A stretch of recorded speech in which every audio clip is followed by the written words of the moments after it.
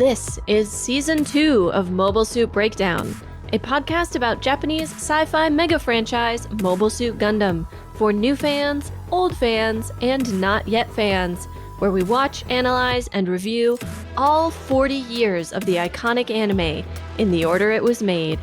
We research its influences, examine its themes, and discuss how each piece of the Gundam canon fits within the changing context in Japan and the world, from 1979 to today.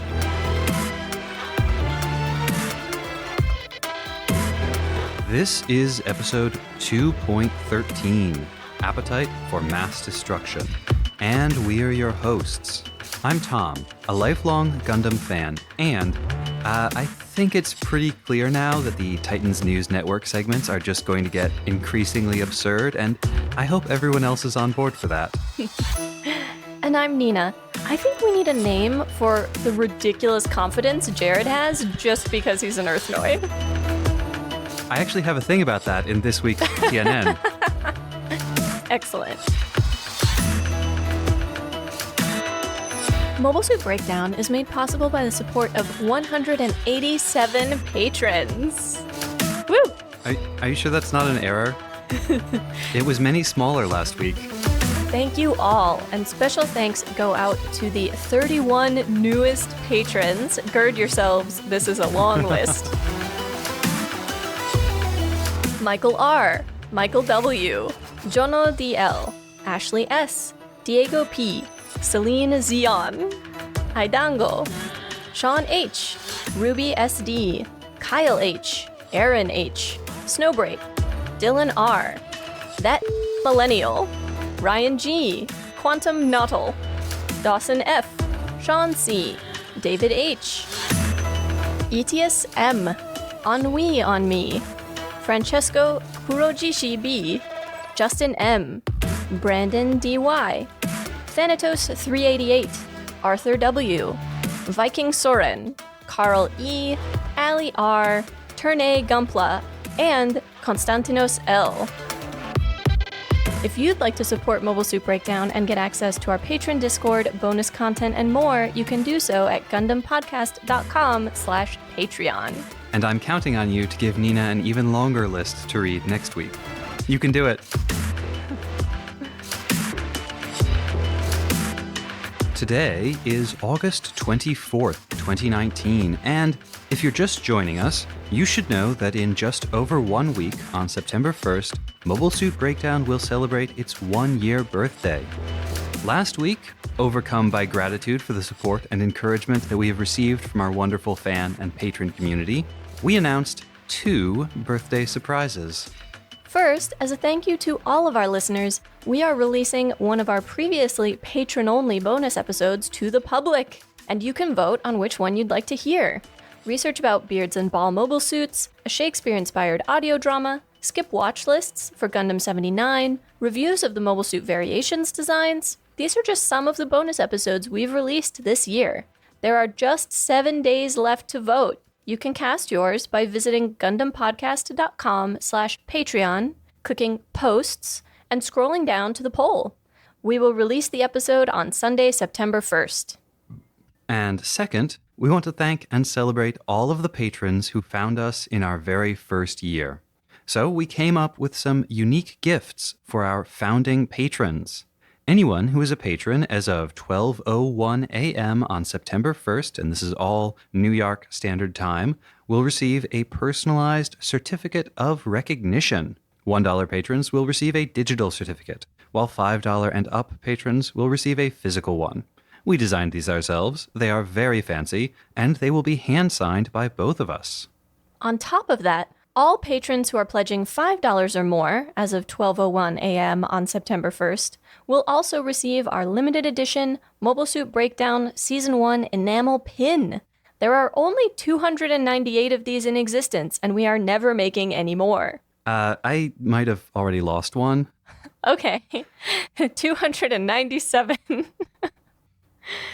Our plan is to design a new pin for each season of the podcast. You can see samples of what these certificates look like and the pin on our social media, where our handle is always @GundamPodcast, whether you're on Twitter, Instagram, or Facebook. And remember, if you are planning to become a patron, founding patron status and the fabulous rewards that come with it is available for only 8 more days. Mobile Suit Breakdown is our full-time job, and we still have a long way to go before we achieve all of our goals for the podcast. Things like paying our guests, professional transcription for episodes, and research trips, to name a few. But this year has put us well on our way, and we couldn't have done it without all of you. This week, we are covering Mobile Suit Zeta Gundam Episode 12, The Winds of Jobrock. Or Jaburo no Kaze. Literally, The Winds of Jobrock. Yep. Our research this week, inspired by the episode, covers nuclear explosions, the Fall of Saigon, and mobile suit variations. But first, let's tune in to TNN to find out what happened last week.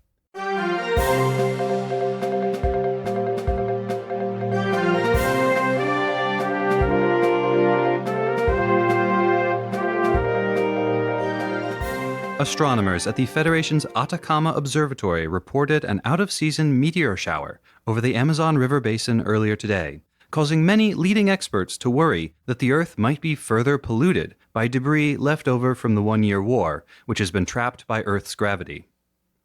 Federation officials declined to comment on the nature of this unexpected meteor shower, but one general did make time for us while he was overseeing construction of new mansions for government ministers. And he privately informed TNN that orbital cleanup efforts have been behind schedule, largely due to inadequate budgets and shiftless, unreliable Spacenoid labor. We interrupt your regularly scheduled programming to bring you this urgent message from TEN, the Titans Entertainment Network. People of the Earth Sphere, I hope you're sitting down, because you're about to go weak in the knees when you see the lineup of hotties on this season of Most Eligible Titan. After a 5-year undefeated streak, heartthrob and bald dynamo Bascom has announced that he will not be competing this year, so the field is wide open for the next generation. That's right, our boys in black will strut their stuff on the catwalk, in the briefing room, and on the battlefield, and you get to decide who will be crowned handsomest Titan around, and who will walk away in defeat. Let's meet this year's top contenders. He's tall, blonde, and commanding. Ladies can't resist his mustache or his tiny face. It's Lieutenant Commander Jamaican Donningham. After years in Captain Basque's shadow, he is ready to show that he's got what it takes to stun him on the big stage.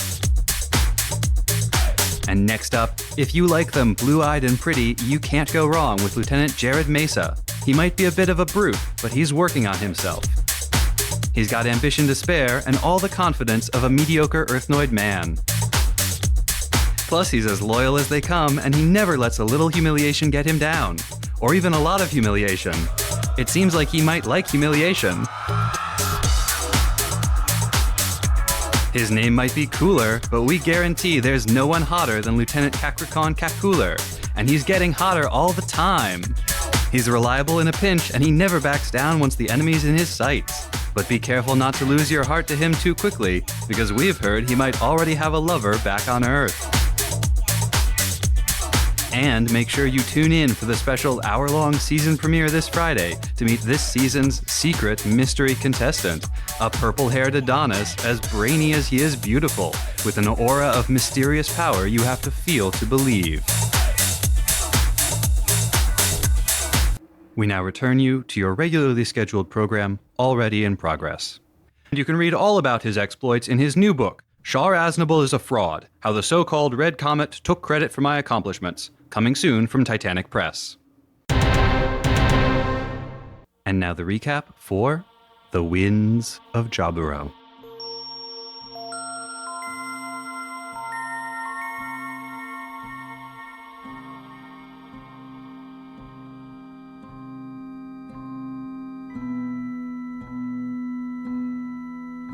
Ayug's mobile suits continue their descent to Jobrock. They all release their balutes and continue to fall to Earth. This is Camille's first experience of Earth's gravity. Jobrock itself is much as we remember it from the One-Year War, an underground military base the size of a small city, nestled between the jungle and the Amazon River. but is now controlled by the Titans. The chirps of birds and insects are broken by sirens as the Federation forces prepare a defense, tanks rolling out of hangars, mobile suits and jets moving into position. Recoa and Kai, imprisoned, can only watch as troops run down the hall. Recoa is ashamed not to have been more help, not to have been able to warn Ayug not to attack this place, but Kai sees the chaos as a perfect cover for their escape, if they can only find a way. Out in the jungle, missile batteries emerge from the undergrowth, firing barrage after barrage on the falling mobile suits, as jets take off to intercept the Ayug mobile suits in the air. The sky is alight, and into the chaos of weapons fire and explosions, Jared and reinforcements from space arrive. Most of the forces have landed now, and the fighting is among the trees. Camille lands his flying armor on the river, shooting a pursuing jet out of the air, and on the lookout for more enemies. Ill at ease, he speaks out loud to the pilot of the destroyed plane. "You wouldn't have been killed if you hadn't come out." Gunshots break up the surface of the water around him, and Camille rides his flying armor like a surfboard on the turbulent river, shooting down another Federation jet in the process. A fallen Jim bursts into flames beside him, and at the tree line a small monkey tugs the arm of a larger, dead under a tree felled by fighting. Camille freezes until Quattro's voice over the radio brings him back to the battle at hand. Just as he is about to leave, fire erupts from the tree line and Jared's group appears. Camille returns fire, destroying a Hyzak before taking off down the river. Jared can't believe that Camille is getting away. "What's wrong? We're on Earth! We should have the advantage over Ayug." Launching themselves into the air, Jared and his wingmen fire down on the Mark II, but Camille is able to dodge every shot. When he reaches Quattro and the others, Camille is distracted, watching a nearby Federation pilot scramble to get out of his damaged mobile suit before it explodes. Quattro brings his attention back to the mission, and they all take off to enter Jobrock proper. However, once inside, Quattro is uneasy. They aren't seeing nearly as much resistance as he would expect. The massive underground offices and housing blocks are empty. Everything is quiet, as if the whole base were abandoned. Could it be a trap? Jared is furious at the lack of resistance. How can Earthnoids not defend their home against Space Noids? But local Federation officers explain they had received orders to move out of Jobrock, and the evacuation was already almost complete when the attack began. Camille moves from Area 1, now securely held by Ayug, into Area 2, and has a sudden flash of feeling. He can sense Recoa and Kai nearby. Before he and Quattro can search the area, Jared arrives, and another firefight begins. Ayug begins to interrogate captured Federation officers, trying to find out why Jobrock is so empty, and where Ensign Recoa, assumed captured, is being held. One officer tells them that he doesn't care about being kept as a prisoner as long as they all leave here immediately. A nuclear bomb is rigged to explode at any time. The Ayug officers can't believe it. Nuclear weapons were banned by the Antarctic Treaty. "If you find out afterwards that I'm lying, you can execute me," the increasingly desperate man begs them to leave and take the prisoners with them. There is no defusing the deeply buried bomb and very little time left. In Area 2, Jared's group have also heard about the bomb, and his soldiers beg him to retreat, but in that moment he spots Camille and personal safety takes a back seat to vengeance. The Mark II is out of energy and can no longer return fire, only run and dodge and defend. Slipping and crashing through a thin layer of stone, the Mark II falls down a deep crevasse, jumping back up and firing a single shot at Jared's Marasai at the exact moment that Jared fires at the Mark II. The two shots hit each other, and the blast knocks each mobile suit backward. The Mark II crashes into a pillar and falls into a deep pit, and Jared is forced to abandon his Marasai.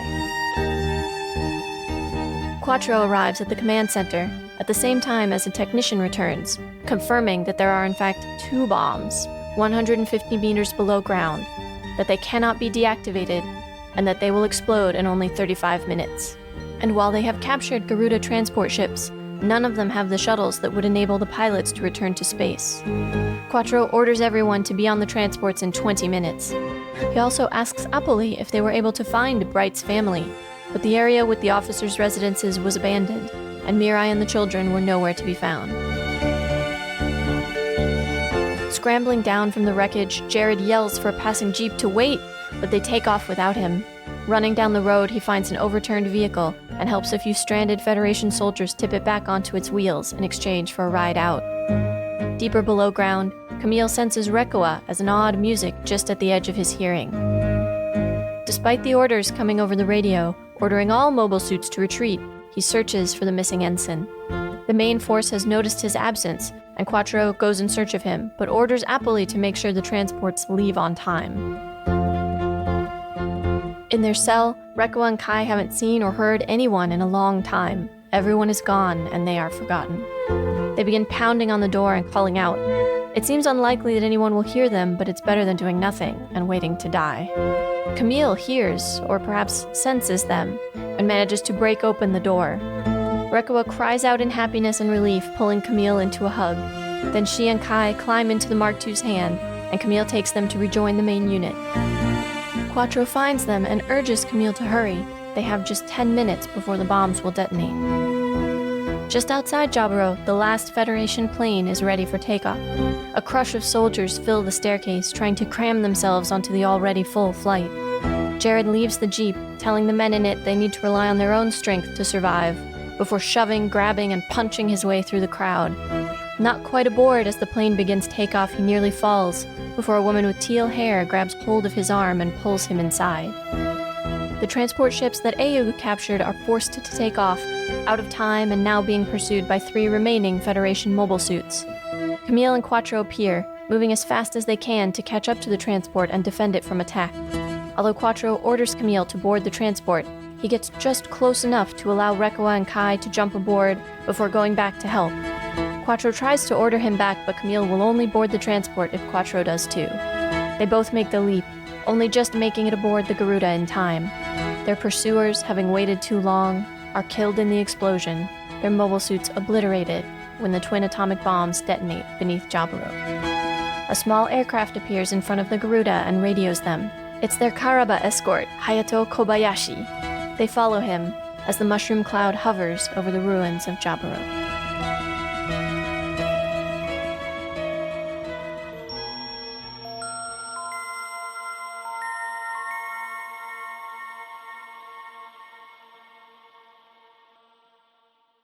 So the world's on fire and they nuked the rainforest. This episode deals entirely with the main part of the attack on Jobrock. We saw the beginning of it previously, but here we see the attack itself, not merely the entry into the atmosphere. So we start in Medias Res with the Ayug and Titan's mobile suit forces falling through the atmosphere. And very quickly, they deploy their parachutes and they're on the ground. There's the fight itself, the discovery that most of Jobrock has already been evacuated and that it has been rigged to explode with a nuclear weapon. And that not everybody left behind knew about that. So there is what one might call a token defense of Jobrock, but it's lopsided. Camille notices that from the beginning, although his concern over the unfairness of the fight feels silly. Yeah, he seems legitimately horrified by the unfairness of just slaughtering these enemy mobile suits. What struck me in this episode about Camille is that all of his notice, all of his concern is for enemy pilots, right? He is worried about the unfairness of the fight, even though that ought to mean better survivability for him and his Ayug comrades. And that Titan's pilot Camille kills in the atmosphere would not have hesitated to kill him if the boot had been on the other foot. It's possible this is another moment meant to really emphasize how naive Camille is. That he's worried about fairness in a situation where your ideal situation is unfair. Now, I don't know if you're just speculating hypotheticals, but I completely disagree with that read. I don't think this is about Camille being naive at all. Okay. I mean, the other possibility, if we assume that we are meant to sympathize with and agree with Camille's basic position, which is not terribly well articulated, and which I think I could try to explain, but it's not clear, right? We know he's generally against violence, but not all the time. He sees a lot of violence as purposeless, but not all of it. Yeah, I would say Camille has a hard time articulating what exactly his whole deal is here. And there are a lot of moments where he fails to see the sort of irony in his way of thinking, At a couple of points now, we've seen him express what amounts to, "Why are you making me kill you?" to enemy soldiers. Like, if you didn't fight me, I wouldn't have to kill you. If you just surrendered or if you just ran away, I wouldn't have to kill you. You wouldn't have to die. And he completely fails to see some of them might feel the exact same way about him. I mean, it's a way of exculpating himself, right? Yeah. It's not his fault that he had to kill them. It's their fault for showing up. If you had the opportunity to talk to Camille and you said, some of the pilots on the other side probably feel the same way, he would say something like, well, yeah, of course they do, but what am I supposed to do about that? The problem Camille has is Camille is very good at identifying problems. Camille knows what he doesn't want, and he doesn't want to be doing this, and he doesn't want to be killing these guys. Camille doesn't want to be fighting in this war, but he doesn't have a choice. And when he's saying, "You're making me kill you," there's some of that feeling of like, I can't escape this. I can't get out of this. I can't do anything else. This isn't my fault. This is you. He doesn't have any sense of control. Mm-hmm. But at the same time, all of his mourning, all of his attention in this episode is for enemy soldiers. He notices a mobile suit pilot get out of the mobile suit right before it explodes. He notices a mobile suit on fire and thinks to himself like, oh my God, the pilot. I think the one on fire might have been an Ayug suit. It was a Gym 2. Okay. It does feel, for the most part. And then every time Quattro's there like, are you hurt? Are you injured? Because if you're not reacting, moving, behaving appropriately on the battlefield, I think something's wrong with you. Yeah, one of the running themes in this episode is how badly Quattro is misreading Camille at like every stage. Yeah. The other thing Camille does in this episode, after that first kill in the atmosphere, is he doesn't kill any more pilots. He always blows up the heads. I hadn't noticed that. What they choose to show us in this episode is Camille's empathy for his opponent. And really struggling with what he's being asked to do. When he's screaming at them, "Why did you come out? Stop making me kill you." He's not really talking to them. He's talking to himself. He's making an argument to himself. He's justifying his actions to himself because he doesn't agree with what he's doing. And one of the final moments I want to talk about with relation to Camille is as they're fighting, his attention is drawn to a monkey on the jungle floor, and it's pulling on another monkey who appears to be dead, to have been caught in the crossfire of the battle or some debris or something. And in one way, they are a stand-in for basically any civilian in war, right? But also for sort of nature itself. I thought it was a little heavy-handed for Gundam to be like, look what we're doing to nature, guys. Like, grab your face and shove it. These animals don't know what this fight is about, and they don't care. They don't care about Earthnoids. They don't care about Spacenoids. The trees don't care. The river doesn't care. And yet, it's all destroyed, it's all polluted, it's all irradiated by this human conflict. So in that scene, I did see the environmental message. It's definitely there. But there's something else there which is more specific to Camille, because it's a little hard to tell. To me, it looks like a baby monkey is tugging on the arm of an adult monkey, the adult monkey having been killed, crushed under a falling tree. And this is Camille, again, coming back to that theme of children and parents, and like the baby monkey with the parent that was killed in the war, just like Camille, and just like the mother and child that he was drawn to on Colony 30. And then both baby and dead parent get blown up by Jared. Was that Jared? It was Jared's squad. One of them shot the baby. Right. Well, they were trying to shoot Camille and they missed. Which, yet again, emphasizing that sort of like wrong place, wrong time. Mm-hmm. Even when you're not the target, you're being harmed. Yeah. In a way, it doesn't matter who actually shot the baby. And it doesn't matter who actually brought down the tree that killed the parent. Because, Ayug did it by attacking. The Titans did it by fighting back. Wong Li did it by ordering the attack in the first place. Like, you can follow this chain of causality as far back as you want to. Maybe it goes back to Giran declaring war on the Earth Federation. Maybe it goes back to Degwin not being a very good dad. Yeah, you mentioned Quattro earlier, and we have... Ooh, this is This is not an episode that makes Quattro look good. It makes him look like a very competent soldier. Yes. Though perhaps one with a death wish. Well, so Quattro and Camille do something very similar here, which is both of them know that the whole place is about to blow up. And not just regular blow up, nuclear bomb blow up. In 10 minutes, 5 minutes, 1 minute. And they both keep stalling. Well, they both go back to rescue one of their own. Camille goes to find Rekoa and Quattro goes to find Camille. When Camille has his new type flash of Rekoa, he sees Rekoa and Kai, not just Rekoa. Just saying. New type harpsichord moment, but it's the yeah sound. Well, and just like at Amon, when Emma summoned Camille for help, Quattro doesn't feel it. Perhaps as Quattro has gotten older and more callous, and some of the other changes we've seen in him, he's lost his new type abilities. Or they've dulled. He is still able to detect the presence of other new types. He could feel the pressure coming off of Jupiter headband. But he consistently misreads Camille in this episode. He keeps underestimating Camille. He keeps thinking Camille has been wounded or injured when Camille is actually distracted. That's just not my read at all of his reaction there. I thought Quattro's reactions were quite natural. If you saw your buddy freeze up in the middle of a battlefield, just freeze and stop moving, what would you think? That they're staring off into the distance thinking about death, or that maybe there's something wrong with their mobile suit or they're wounded? I don't know. Are you a new type who should be able to understand another new type? New types aren't psychics, Tom. But what really got me with Quattro's read on Camille is when he tells Apoli and Roberto, oh, Camille's doing great.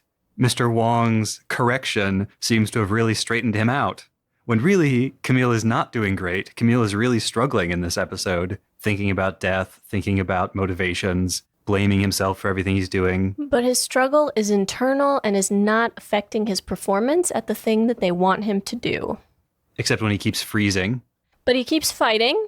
He's fighting very effectively and efficiently. He hasn't lost his cool, really. I mean, he's distractible. I'm not saying he's in a great mental state. I'm saying he is performing the tasks that they want him to perform. True. And performing them adequately. Absolutely. And to them, that's like, A+, thumbs up. Good job, kid. We'll worry about the damage later. Sure, but that's what I mean by misreading, right? He's very fragile right now, but because he's performing the duties they expect of him, they think he's great.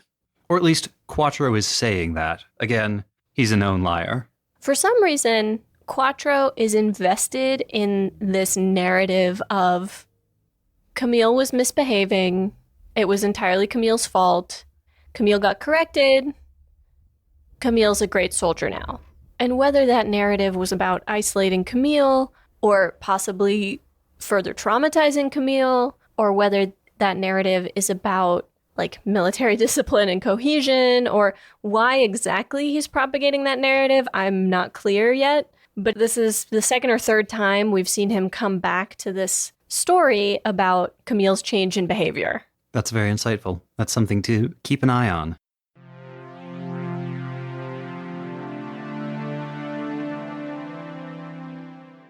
Total sidebar, but I have in my notes, someone is shocked that they would use nuclear weapons when it's in contravention of the Antarctic Treaty. And I'm reading that note and thinking to myself, treaty with whom? Yeah. Because there's only one government. Yeah. Who would you have a treaty with? Well, the treaty was between the Federation and Zeon back during the 1 Year War, but the Principality of Zeon doesn't exist anymore, which would make a treaty less of a treaty and more of a unilateral promise by the government not to do X, Y, and Z. I mean, it's a bit like an article in a constitution or a Bill of Rights or some similar document, depending on how legally binding it is, I suppose. That is actually a question that cannot be answered without a very fulsome understanding of how the Federation government works. Are we ever going to get that? Not to a degree that would allow me to answer whether or not the Antarctic Treaty is still binding on the Federation. Ugh. Come on, Gundam creators, give us what we really want. High political drama. Parliamentary procedure. Is it a parliament? I don't know. Kai continuing to be awesome. Rekoa, somewhat disappointing. She did a good jump. Meh. Well, there's just, like... She hugged Camille real good. That's true. She was very pleased to see him. Did you notice he didn't really hug her back? Yeah, he's just sort of like straight-armed. With his hands at his sides.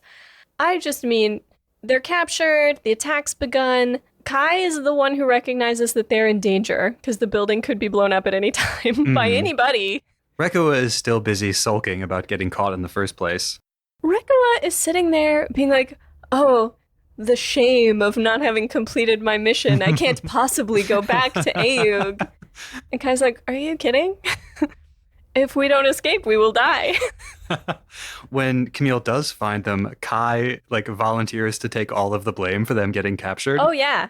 It's like, oh yeah, Rekoa's mission was going great before I came to the picture. Except for the part where she had no way to communicate her information back to anybody in a timely manner. And where he saved her after she got captured by Federation soldiers. But the point is, Kai has no problem being blamed for things, even if they're not his fault.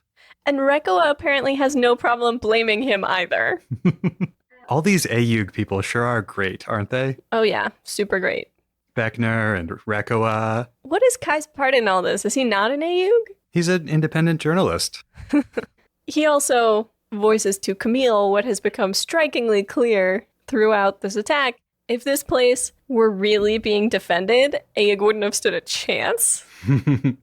As it is, though, this is a great episode for the grunts. All those Nemos and Jim 2s, they get to do a lot of work. There's some really cool animation in this episode. A bunch of it involving Camille on the Wave Rider in the river. As they're falling, the way that the suits are animated, they seem to pause for a second before they disappear into the jungle. So we get a sense of movement, but then we get a clear view of each suit as it's coming down before it disappears into the jungle. And then there are a bunch of moments in the fight on the river where water splashes up and obscures the viewers' view of what's happening. So all of a sudden, you can't see the enemy's mobile suit, or you can't see Camille, only to reveal somebody, jumping out with an attack, or hidden, or sprung out of the way. It's a neat use of the environment to make a more visually interesting fight. Part of what contributes to the visual richness of this episode is the plethora of different mobile suits being used by the Federation defenders. They've got 8 different kinds of mobile suits that we haven't seen before. Of course, they're all completely antiquated, and which is why they get shredded by the Ayug forces. But they are pretty cool to look at. Completely unsuspecting of the probable political reasons for this, Camille notes as he's falling to Earth, they're not even using their new mobile suit. And he's probably thinking about the Masala, because they were only just fighting it, and is surprised that it's not involved in the battle within Earth's atmosphere. We suspect there are reasons for this. Or perhaps that Jupiter Headband simply does not want to subject himself to Earth's gravity. He says outright, I'm not going to risk falling into Earth's gravity. But that's interesting in and of itself, because I get such strong Space Noid vibes from him, and yet he's a Titan. And we know he's been at Jupiter for a long time, but he's from Earth, probably? Because nobody who's not from Earth gets into the Titans. That is the rule as we understand it. So he is an interesting character. I wonder if we'll find out any more information about him. I don't. I'm sure we will. Jared pursues Camille all over Jobrock and invokes both Kakrakan and Lila at various points when he's so close to destroying the Mark II and then doesn't.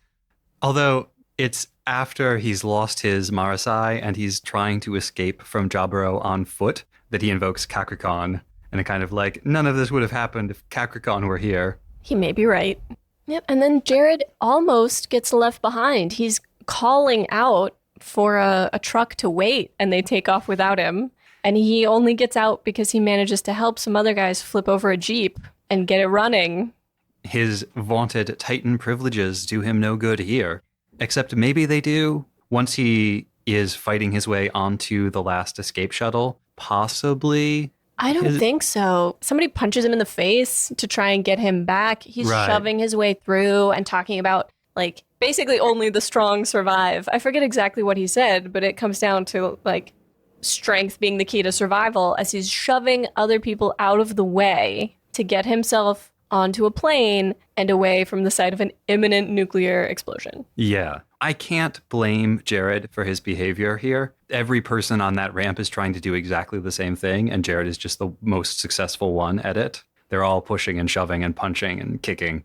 Though I do wonder if the woman on the transport who catches Jared would have done the same thing for any old Federation officer. That's fair. We can't know. We don't have any evidence of that. She's another one. We don't know who she is, but they put enough detail and attention into her that she seems important. You can tell. You can tell.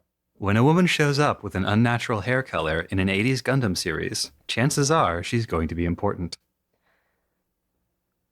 This is going to be a product for this week's research, probably, but Tom and I were both struck by how that scene of the ramp, the crush of people all trying to get on a plane, the plane taking off, trailing people out the hatchway. We feel like we've seen that before, and we're pretty sure it's from footage of the evacuation of Saigon and the Fall of Saigon. There's that famous photograph of the last helicopter to leave Saigon. And so we will be talking about that, among other things.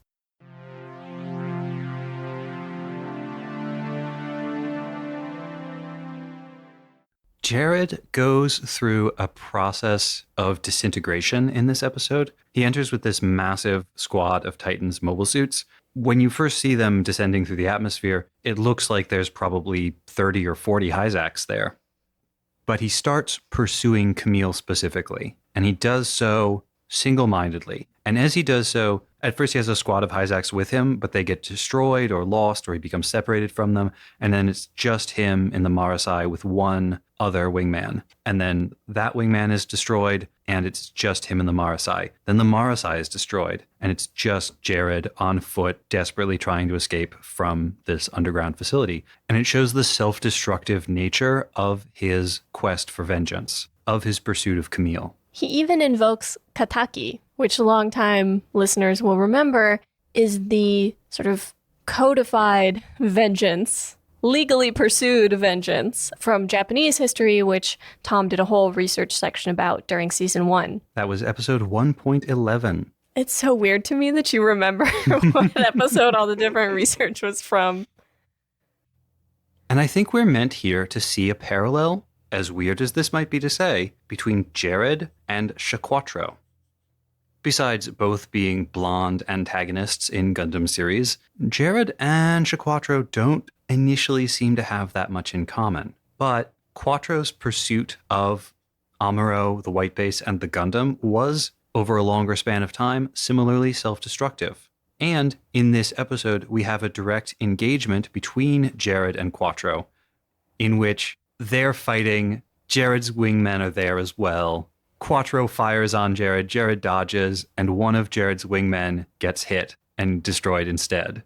Quattro takes this opportunity to say something like, "That scoundrel is playing dirty, using his wingmen as shields," which is real rich coming from Quattro, who does that habitually, and in fact, like 5 minutes earlier in the episode, did the exact same thing. Yeah, you really don't want to be one of Char's wingmen. It's a bad place to be. It's worth observing that the Titans forces Jared brings down with him don't know about the plan to destroy Jobrock. They were dispatched to join this battle, not knowing that they were walking into a trap. And the question is, did Jamaican, who dispatched them, not know, or did he not care? Because this plan has clearly been in place for a while. They've been evacuating Jobrock for some time. I mean, Rekoa on her float trip down the Amazon observed 42 of those massive, I think they call them Garuda airplanes, leaving with Jobrock personnel and equipment. Presumably, they could have sent a message to the Titans fleet to inform them of what they were walking into. Right. No need to defend too hard. Maybe don't send anyone important.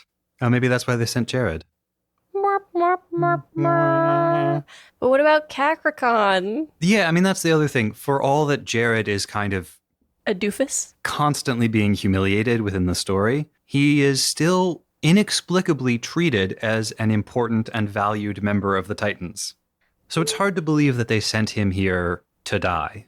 I don't know. I feel like, Basque certainly did, and Jamaican, I think, does like to humiliate Jared pretty regularly and just sort of remind him, like, you're a failure.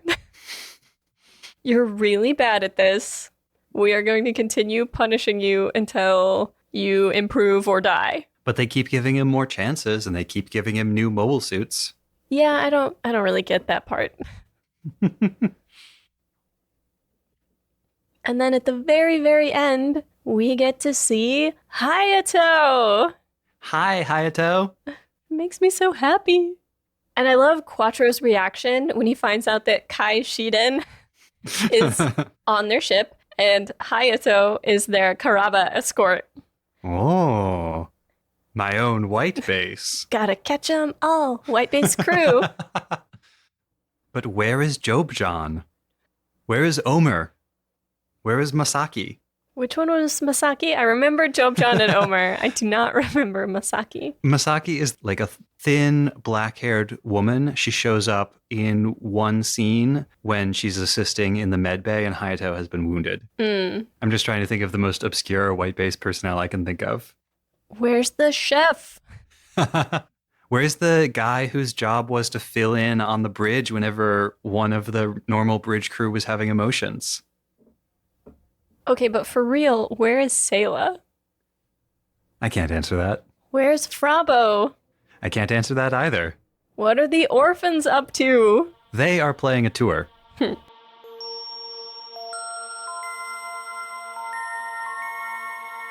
Now the research, where we will talk about nuclear blasts, the Fall of Saigon, and mobile suit variations.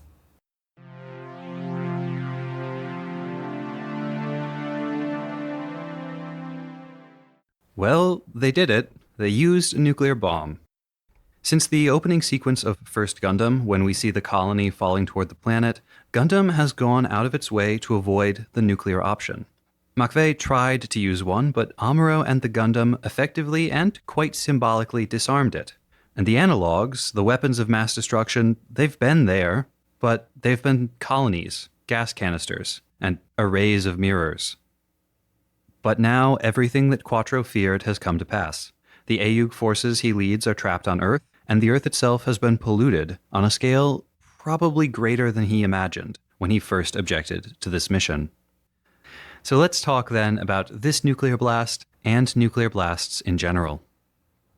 This part might sound obvious when I put it this way, but if you're going to detonate a nuclear bomb somewhere on Earth, there are 4 different places it can detonate: in the atmosphere, above the atmosphere, underwater, or underground. Each of these produces distinct effects, and it's worth talking about all of them. The classic mushroom cloud. That occurs after an atmospheric detonation. The explosion produces a massive fireball of superhot gases that, like any superhot air, rises. This creates a low-pressure zone below the fireball, and that sucks in dirt and debris from the ground to create the mushroom's stem. When the fireball reaches its equilibrium level, when it reaches the height where the air is as warm as the gases are, that's when it stops rising. And since the hot air at the top reaches equilibrium before the hot air on the sides and the bottom, this is where the spherical fireball gets squashed, and it becomes more of a fire mushroom.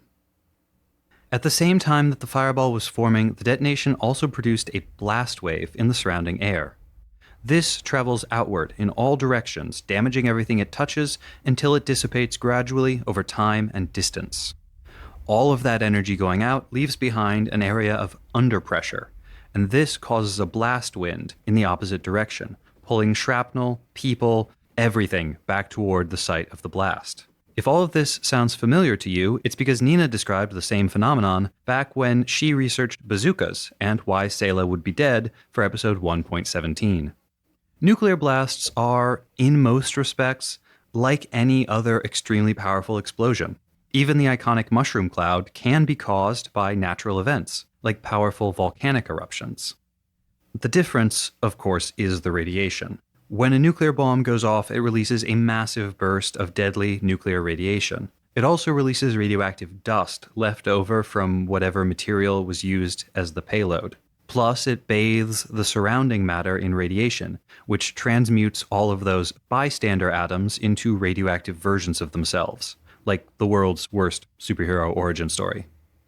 These get picked up by the blast, and they get scattered far and wide, or blasted up into the high atmosphere where they linger, traveling farther and farther from the blast site before they fall out of the clouds to ruin someone's day. And that is why we call it fallout.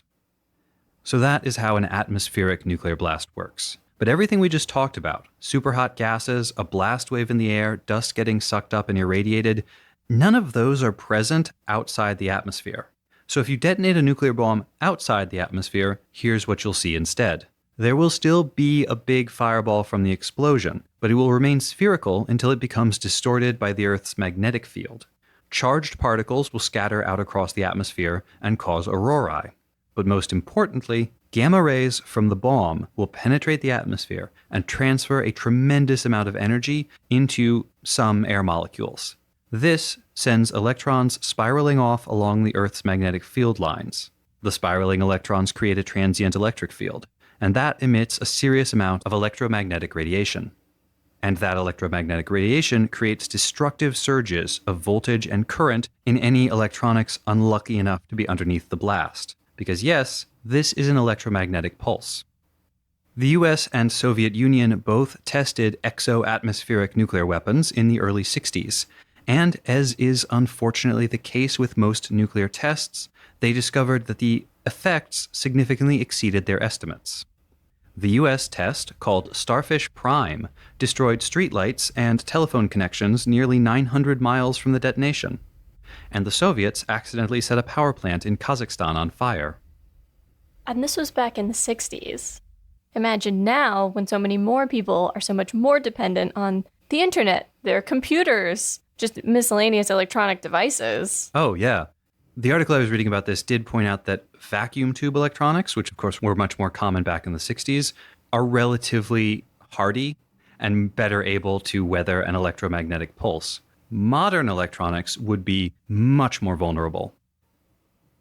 Now, I said that underestimating the damage caused by the explosion was going to be an unfortunate theme for nuclear weapons testing, and that is nowhere more true than with the earliest, most famous, and most disastrous underwater detonation test, the one at Bikini Atoll. In 1946, the war with Japan was over, and the war with the Soviet Union had begun. The war with the Soviets would, of course, become the Cold War, a high-stakes game of proxy conflicts in the shadow of nuclear annihilation. But the war with Japan had been a wet war, defined by the might of the US Navy's vast fleets. Fleets that were, by the end of the war, larger than all other navies on the planet combined. The Navy had won the Pacific War. They were at the absolute height of their power and prestige. But what place was there for the Navy in a nuclear conflict? What good were battleships and aircraft carriers against nuclear bombs? When I say that today, it sounds like a rhetorical question, but it was not in 1946. The US had rushed the Fat Man and Little Boy bombs into action after only one test detonation. In 1946, they had detonated all of 3 nuclear bombs ever, and 2 of those had been dropped in enemy territory, making it very difficult to collect any meaningful data about them. No bombs had been dropped over the ocean, no bombs had been set off underwater. The Navy, we are told, wanted to prove that a fleet could survive a nuclear blast more or less intact. The Army, which at this point still included what would become the Air Force, probably wanted to prove otherwise. So they agreed to conduct a series of nuclear bomb tests in the Pacific, with ships for targets. These tests were called Operation Crossroads, and Bikini Atoll was selected as the target. Bikini is a roughly circular coral reef in the Marshall Islands, isolated from sea and air traffic. It is a chain of small islands surrounding a central lagoon big enough to park a fleet. In spring 1946, the United States government relocated Bikini's 167 native inhabitants, and in July, Operation Crossroads began. The test targets were 95 ships left over from the war, obsolete battleships, captured German and Japanese ships, a flotilla of smaller support vessels, and even 2 aircraft carriers, Independence and Saratoga. The first test, called Able, was meant to assess the effects of an atmospheric detonation on warships. But the bomb missed its target by almost half a mile, and caused much less damage than anticipated. I am sure that aiming bombs with 1946 technology was pretty difficult, but honestly this sounds like a pretty embarrassing mistake for the bombardier, especially because the target was a 583-foot-long battleship that had been painted bright red. Ouch. Test number 2 of Operation Crossroads, Baker, was the world's first underwater detonation. Baker was suspended 90 feet, or 27 meters, underwater, and it was moored in the middle of the target fleet. When it went off, well, I'm going to do my best to describe it, but there's video and you should watch it, because it's awe-inspiring and terrifying, and there's nothing quite like it in the world. So the blast starts underwater. The nuclear fireball still happens, with super hot gases pushing against the water in all directions. Water has a higher density than air, and is harder to compress, which means that it conducts the shockwave from the explosion even more efficiently than air would. The shockwave races through the water, traveling faster than a mile per second, and crushing any ship it strikes. Within 4 milliseconds, the fireball hits the sea floor and gouges a 30-foot deep and 2,000-foot wide crater. At the same time, it bursts through the surface in a dome-shaped geyser of water and gas. In the next 3 seconds, it lifts 2 million tons of sea spray and sand 6,000 feet into the air. The fireball reaching the surface also creates a weaker shockwave in the air, and behind it, a cloud of fog. For a moment, the spray rising from the fog looks like a crowned head. The fog evaporates quickly, leaving behind a cauliflower-shaped mass of sea spray, hanging momentarily in the air. As for the ships in the blast radius, LSM-60, the amphibious assault ship at dead center on top of the bomb, was disintegrated. No identifiable piece of the ship was ever found. The battleships Arkansas and Nagato, the aircraft carrier Saratoga, the submarines Pilotfish, Skipjack, and Apagon, and the oiler YO-160 were all sunk by the blast. But that left behind more than 40 apparently intact ships, seaworthy, but awash in radiation and irradiated water. The Navy at the time was confident that they could decontaminate these ships and put them back into service relatively quickly. They were utterly and hopelessly wrong. Contaminated water was everywhere, and even the clean ships used in the cleanup process became irradiated. One of the vectors for that was that the mussels and barnacles on the hulls of the ships would absorb radiation and then exude radiation. After 2 weeks of futile effort, they were finally forced to admit that decontamination was not possible, and with no uncontaminated ships left, they were forced to cancel the scheduled third test. It was this aftermath of the Baker blast, the far greater than anticipated spread of radioactive contamination and the futility of decontamination, more than the blast itself, that changed how we understand the dangers of nuclear weapons. It would be a decade after that before the US would try another underwater nuclear test. And in all, they would only perform 4 such tests before agreeing to the Partial Test Ban Treaty in 1963. I wish I could say that Baker was the last time US military officials underestimated the power and danger of a nuclear test, but it was not. The Partial Test Ban Treaty prohibited testing nuclear weapons in the atmosphere, above the atmosphere, and underwater. You'll note that the treaty does not ban underground testing, and that's because underground testing was relatively safe. Early underground detonations in the 1950s with names like Buster Jangle Uncle and Teapot S were only 5 and 20 meters underground respectively, and so they simply burst through the earth into the air and functioned much like any atmospheric detonation. But once the US got the hang of burying bombs deeply enough, things changed pretty completely. When a bomb detonates underground, the first thing it does is to create that same fireball of rapidly expanding superhot gas. This creates a shockwave. It vaporizes the rock and earth closest to it, and melts material that's further away. This forms a rapidly expanding melt cavity inside the earth. Outside the cavity, the rocks are pulverized by the force of the shockwave. Beyond those, the rocks are run through with cracks and fissures. And beyond that is what is called the zone of irreversible strain. The rock here is deformed by the pressure from the blast. Almost immediately, the pressure from the blast dissipates, and the melt cavity collapses under the weight of earth and stone above it. This leaves a crater in the ground above the blast. Viewed from the surface, the land appears to rise and then fall, like the ocean when a wave passes through it. If everything goes to plan, all the radiation is contained underground. No fallout, no exposure. It is a massive seismic event, though, and it's different enough from an earthquake that seismic monitoring stations can distinguish between the two. Today, there's a worldwide network of international monitoring stations capable of detecting any underground detonation. But what about the pair of nuclear bombs that detonated in Jobrock during this episode? We know that they are underground, and from the context, it sounds like they are buried even underneath the rest of the Jobrock base, so they're quite deep indeed. But empty caverns don't do nearly as much to absorb the force of a nuclear blast as solid Earth would, and from the end of the episode, we can tell that the bombs have not only breached the surface, they have created truly massive mushroom clouds. These are big bombs. Huge bombs. Big enough to irradiate a massive swath of the jungle. And the fallout, all the pulverized bits of irradiated Jobrock base raining down out of the clouds, will contaminate an even bigger area. But perhaps the worst part of this is the water. Underground nuclear blasts contaminate the groundwater. So test sites are typically selected in regions where the groundwater was believed to be relatively inert, so that contamination could be limited.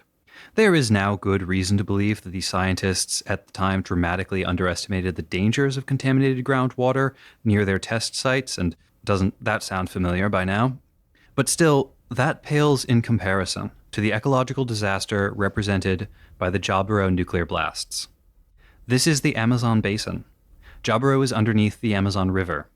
The Amazon basin is the largest drainage basin in the world. At time of writing, the Amazon rainforest is the largest rainforest and the most biodiverse tract of land in the world.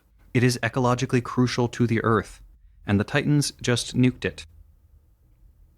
The blasts are just the beginning of this nightmare. Fallout and contaminated water is going to kill a staggering number of trees, animals, and people. Without the rainforest, global weather patterns shift dramatically. Droughts are going to hit North and South America. The desertification that started during the One-Year War is going to accelerate. These two bombs are going to be killing people for a long time.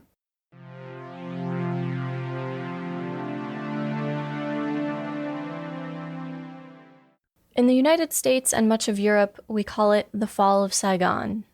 In Vietnam, it's called Liberation Day or Reunification Day. Among the Vietnamese diaspora, those who were refugees of communism call it the day we lost the country, or Black April.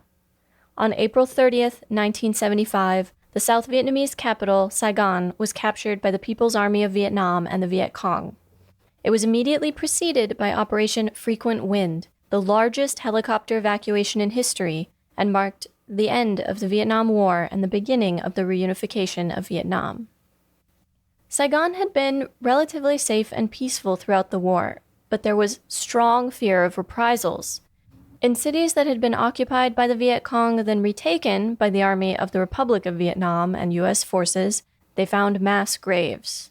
Later studies showed that Vietnamese army officers, Roman Catholics, intellectuals, business people, and anyone else considered counter-revolutionary had been targeted for execution. There were reports of beheadings. This was an atmosphere of intense fear for many South Vietnamese people. Americans, other foreigners allied with the United States and South Vietnam, and many South Vietnamese people, especially those closely associated with the United States or the South Vietnamese government, desperately wanted to get out before the city fell. In the month beforehand, flights started to fill up. Non-essential personnel who were U.S. citizens were sent home. But many refused to leave without their Vietnamese friends, or they had Vietnamese wives and children who weren't going to be permitted to fly to the United States. Ultimately, the Defense Attaché Office, which coordinated U.S. military assistance with the South Vietnamese government, began to illegally fly Vietnamese dependents to a United States airfield in the Philippines. Other operations involved in evacuating Saigon were Operation Baby Lift, somewhere between 2,000 and 2,500 orphans, and Operation New Life, 110,000 refugees evacuated from Saigon. And U.S. citizens had it easy, simply show up at an evac point. Vietnamese citizens sold their property at a loss to buy passports and visas, bought exorbitantly priced passage on boats, or even sought American adoptive parents. By April 27th, Saigon was completely encircled and being bombarded. On the 28th and 29th, the Vietnamese People's Air Force repeatedly bombed the airbase, damaging or destroying planes and parts of the airfield. On the morning of April 29th, U.S. Command ordered the commencement of Operation Frequent Wind, which ultimately airlifted an additional 7,000 people out of Saigon by helicopter. The plan had been to use fixed-wing craft, but there wasn't enough undamaged runway left for any of them to take off. Instead, helicopters would take people to Navy ships waiting just off the coast. The signal to head to evac points, for those who already knew they'd be on these flights, was that Bing Crosby's White Christmas would play on the Armed Forces radio station. In one first-hand account, a journalist describes still getting chills every time he hears this song. I won't go through that day hour by hour. There are plenty of sources in the show notes that will do that, but it's enough to know that there was a mood of desperation among many South Vietnamese who were terrified of what would happen if they were still in the city when the People's Army arrived. Hundreds of people became stranded near the U.S. Embassy. Scared people climbed over barbed wire-topped walls and each other, hoping to claim refugee status and get out. The last U.S. helicopter left at 7:53 a.m. on April 30th, with the Marines who had been securing the embassy, but Republic of Vietnam Air Force pilots who had access to helicopters flew them out to U.S. Navy ships. Famously, after they landed, many of these helicopters were pushed physically off of ships and into the sea to make room for the helicopter behind them to land. Some pilots let all of their passengers out, then ditched their helicopter, letting it crash into the sea while they ejected at the last moment to be picked up later by rescue crews.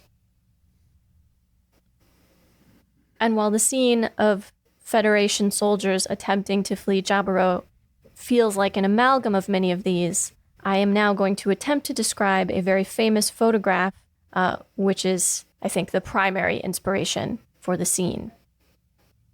Imagine for a moment a helicopter carefully perched on a small section of a tiered roof of a white apartment building, half the rooftop and the staircase up to the helicopter crammed with people. This photo is sometimes mistakenly identified as being of the U.S. Embassy, which is what I thought early on, but it is in fact an apartment building where many embassy and defense attaché office staff lived. The ladder from the embassy rooftop was actually removed during the evacuation and is now on display at the Gerald R. Ford Presidential Museum. There is some conflicting information about just how bad the reprisals were in the aftermath of the war. There were a considerable number of journalists who chose to stay behind and document what happened, and the aftermath seems to depend on who you were. But what is indisputable is that the people fleeing South Vietnam were desperately afraid and thought that they would die if they stayed behind, just like the Federation soldiers trying to get out of Jobrock. The media coverage had been very different from any previous war, due to the speed and ease of sending information, plus the widespread adoption of radio and television. People were reading about the war, hearing about it on the radio, or seeing it on TV every day. Afterwards, the US media talked about the end of the Vietnam War, but pointedly avoided saying that the United States had lost. They talked about the costs in time, money, and casualties, and were largely willing to focus on the government's message that the country needed to move on and look forward, not dwell on or refight the past. However, there was some concern expressed over perceptions of the end of the war in Asia and how it would affect U.S. diplomatic relations in the region, especially when you think of countries like Korea, Japan, and the Philippines that had large American military presences and were depending on the U.S. to defend them from communist China. There were still 50,000 U.S. troops in South Korea at this time. Japan also had extensive media coverage of the war. About half of all Japanese households at the time received a daily or weekly newspaper, and nearly all of those papers, not to mention television and radio stations, had sent correspondents to Vietnam. One personal account from a journalist who was there mentions about 400 Japanese nationals still in Saigon when it fell. I guess they had not made their evac flight, and so there were a lot more of them than of some other groups. The initial sense of detachment from the Vietnam War, one politician described it as a fire, but one across the sea, gave way to almost daily protests by the late 1960s. which we talked about in the Japanese protest movement of the 60s and 70s in an earlier research piece. Okinawa was in a particularly difficult position. Under American governance until 1972, Okinawa was not protected by the US or Japanese constitutions. There was no representative government. The US Army built over 80 installations, making the main island feel less like a host to bases and more like a base itself. They stockpiled massive amounts of weaponry, including chemical and atomic weapons. Around 50,000 Okinawans were employed by the US military during the Vietnam War, including on supply ships and as bus drivers in Vietnam itself. Famous war photographer Bunyo Ishikawa describes deeply ambivalent feelings in Okinawa about the Vietnam War. The economy was not very developed at the time, and many appreciated the work offered by the bases. But unprotected by labor laws of either the US or Japan, many Okinawans suffered lasting effects from exposure to toxic chemicals during their time working on the bases. Many Okinawans befriended US soldiers and felt kinship with them, especially with black soldiers whose civil rights struggles they felt were similar to their own struggles in Japan. On the other hand, they felt complicit in the deaths of hundreds of thousands of Asian people. And in many ways, the Vietnam War set the stage for the reversion of Okinawa to Japanese control and the failure to deliver on many promises to the Okinawan people by the Japanese government.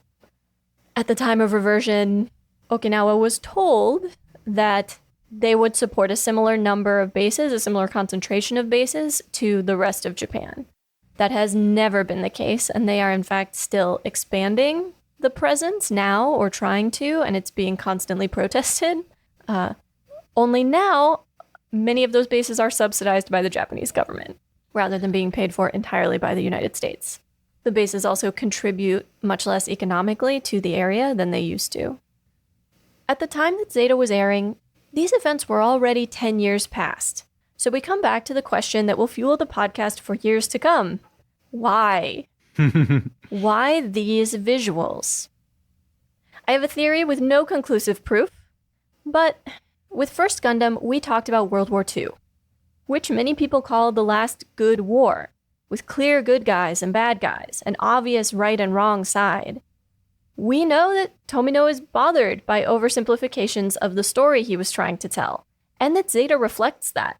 When you think about Zeta, we know that Tomino was bothered by oversimplifications of the story he was trying to tell, and it seems clear that Zeta reflects that. There are very few likable characters, or characters who are clearly good, and drawing visual reference to a war that inspired more conflicting sentiments would be a good way to continue to develop that sense of complexity and unease that Zeta has been cultivating so far. And this is not the first visual reminiscent of the Vietnam War to show up in Zeta. The uniforms of the Federation jungle soldiers are strikingly similar to the uniforms of American soldiers fighting in Vietnam. I did wonder if there's possibly meant to be a parallel between the United States and the Titans and the Federation and various other countries, governments, and armies supported or even propped up by the US government. I don't know if there's anything there. Tom has put his face on where he feels like he cannot contribute to this discussion without spoilers. And so apparently we are not going to talk about it. You can talk about it if you'd like. I made my speculative question statements. I'm done.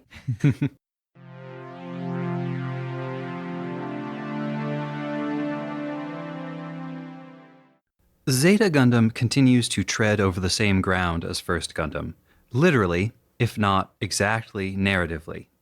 Episode 1 took us back to Side 7. We swung by Luna 2, we entered the atmosphere again, and saw another antagonist pursue another Gundam too aggressively before burning up during re-entry.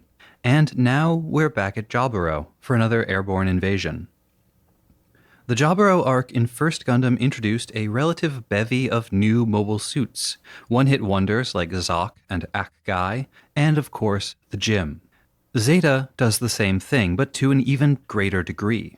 The Federation defenders include flight-type goofs, Jim cannons, Saberfish and Tin Cod airplanes, Jim Sniper customs, Gun Tank 2s, a Gun Cannon Heavy custom, and one very scared-looking Zaku tank. There's also that plane Hayatou is flying at the end, but that appears to be the single surviving prototype of the XB-70 Valkyrie, a real-world United States Air Force experimental bomber from the 1960s that deserves a research section all of its own, but that will have to wait for another day. All of these mobile suits are, canonically, relics of the One-Year War, desperately outdated compared to the AUG mobile suits that they're facing. But then why did none of them appear in First Gundam? It's because they are part of the first example of what would go on to become a hallowed Gundam tradition, retroactively adding new mobile suit designs into already established continuity. This first foray into retconning was called MSV, or Mobile Suit Variations, and if that sounds familiar to you, it's because we mentioned it back during episode 2.1 when we talked about what had happened for the Gundam franchise between First Gundam and Zeta. Bandai wanted more designs so that they could sell more Gunpla, and so Okawara Kunio, mechanical designer for First Gundam, set about designing variations on the already established mobile suits. All of the Jobrock defenders in this episode, plus the spy Zaku that Quattro destroyed during the battle for Amon in episode 10, are MSV designs. Toys for these came out in 83 and 84. And they must have sold well enough because there were plans to repeat the process with a second series, MSX, but it was cancelled when Sunrise announced Zeta. It's interesting to see these designs show up in Zeta, and I have to wonder why they're here. On the one hand, if you've already got good mobile suit designs, why not use them? Or maybe Bandai insisted that these show up in Zeta to help bolster sales of last year's kits. But on the other hand, perhaps Tomino and company held a particular resentment against the MSV mobile suits. There was no story to them at all. They were just cool robot designs created for no purpose except to sell toys. They might have been the perfect distillation of everything they hated about making art in service to commerce. And so, perhaps they took particular glee in wrecking so many of them so thoroughly in this episode.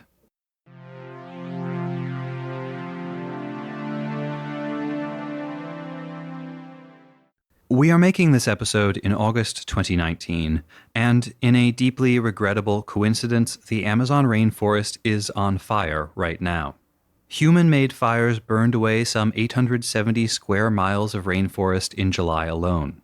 Whether you measure by number of fires or area of forest destroyed, that is a terrifying increase over the same period last year.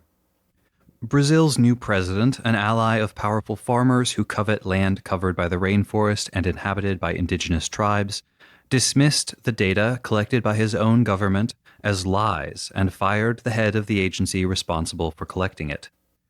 When the evidence became incontrovertible, he accused opposition groups of starting the fires purely to discredit him.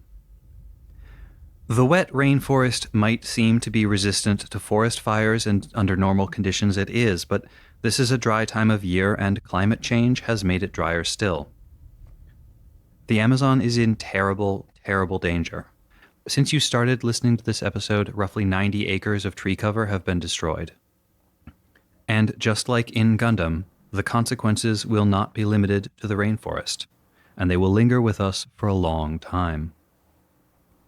I don't suppose we have a call to action to make us feel any better. There are local ecological and indigenous people's rights organizations, which you can contribute money to in order to help defend the rainforest, and we will include links to some well-regarded, internationally vetted organizations in the show notes.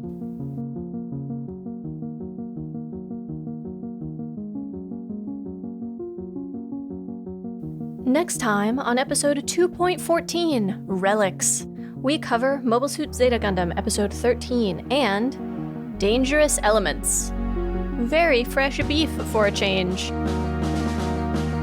What does Cats expect? Some kind of bat cave? Museum pieces. Captain Quattro, he is a Char! Impertinent kids. A single tear. That shot from the memes.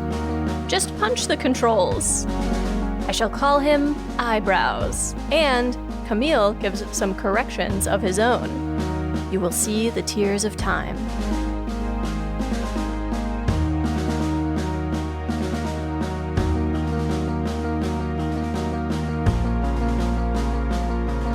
Remember to do all of the podcast things. Subscribe and review Mobile Suit Breakdown wherever you get your podcasts. Then pledge your undying devotion to Mobile Suit Breakdown on Patreon, where you can find great bonus content, get access to the MSB Discord, get exclusive MSB merchandise, and, support the podcast.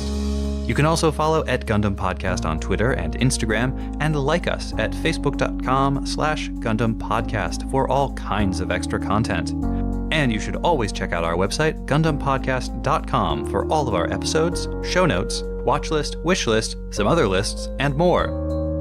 Plus, you can always email your questions, comments, and complaints to GundamPodcast@gmail.com. Or just shout your wrong Gundam opinion to us in person by coming to scenic New York City and yelling, "What people don't understand about Zeta is..." It's a really tragic story, all about Jared, and Camille is the antagonist. Jared Mesa is charming and wonderful. On any busy street corner. We will totally hear you. The music used in the TNN segment was Last Days by Robero. The intro song is Wasp by Misha Dioxin, and the closing music is Long Way Home by Spinning Ratio. You can find links and more in the show notes. And thank you for listening.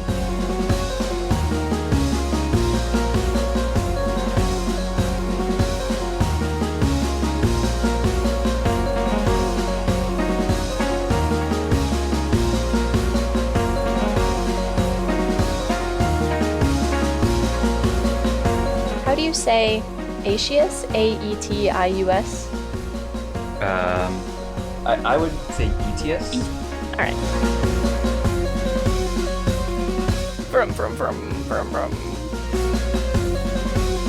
His name might be cooler, but we guarantee there's no one hotter than Lieutenant Capricorn Cacooler, and he's getting hotter all the time. Oh, too soon. Too soon. Let's talk then about this nuclear blast in particular, and a little bit about nuclear blasts in general. And even though I phrased it that way, I actually spend a lot of time talking about nuclear blasts in general, and only a little bit of time talking about this particular nuclear blast. Pressure coming off of Jupiter Ponytail. Headband. Sorry, you're right.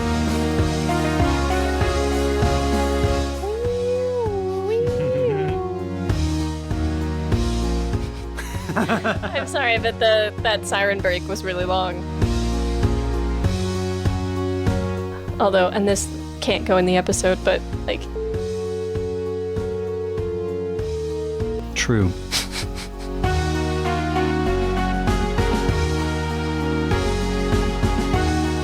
I posted in the chat. Quick, everyone, we need a wrong Gundam opinion. I'm like a goblin creature, hiding below the desk. Tom would prefer I not post pictures of him, which I completely understand. If we really wanted our faces all over the internet, we'd have done a YouTube channel and not a podcast.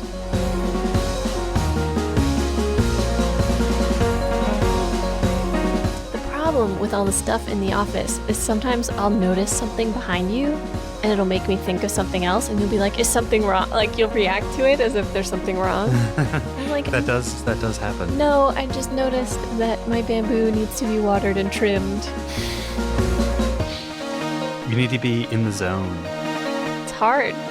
There's a lot of art behind you. You just have curtains behind me.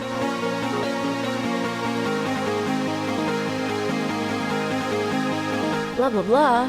Blah, blah, blah, blah. Jabba-doo. Speak Simlish. Chick on es oui. Yapta.